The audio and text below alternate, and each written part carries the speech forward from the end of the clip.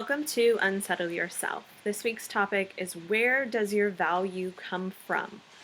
Last week, I talked about your worthiness and that just by being alive, you are worthy.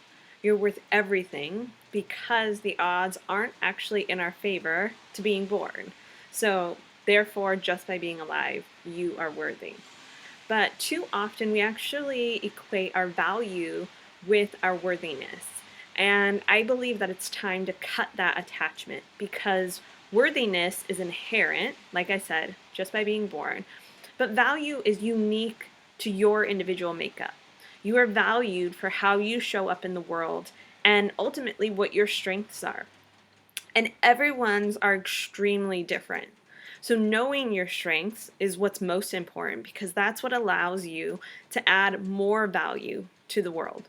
Whether that's in a relationship, on a sports team, in the office, or at the home, or in any other situation that's just outside of you internally.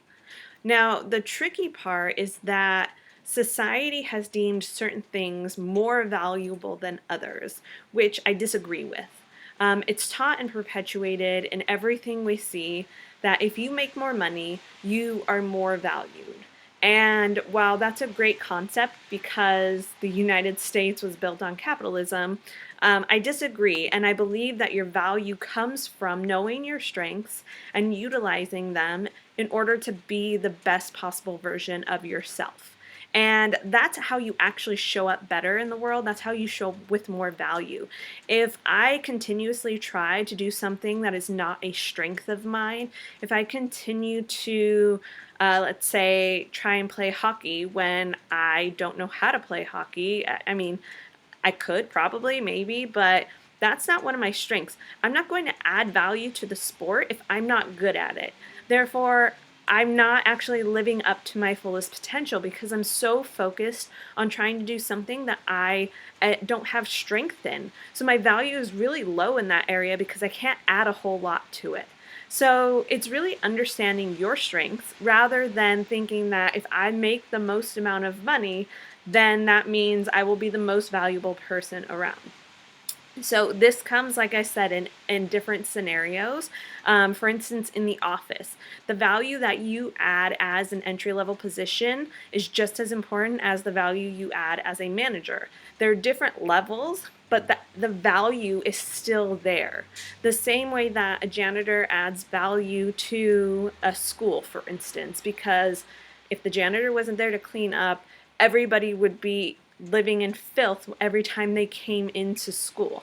So there's value added in every single thing that you can do. You just have to understand whether or not it's a strength and whether or not you feel like you are adding value as a result of that. So the challenge this week is to really focus on what your strengths are. And I mean, this can be a list, really. Just create a list of what your strengths are in general. It might be that you love so passionately. That's a huge strength to have, and there's so much value in that. It could be that you're really, really great with numbers. The spectrum is so far and wide, but knowing them will allow you to utilize them even more and to add even more value into the world and help you realize that you are valuable and it's not based on your self-worth.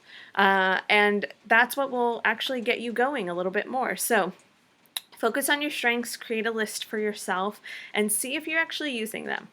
That's really the next step, is to see if what you're really good at is what you're using, and then you'll know whether or not you're using your full potential of value or if you can add a little bit more into the world and allow things to become even better in your life.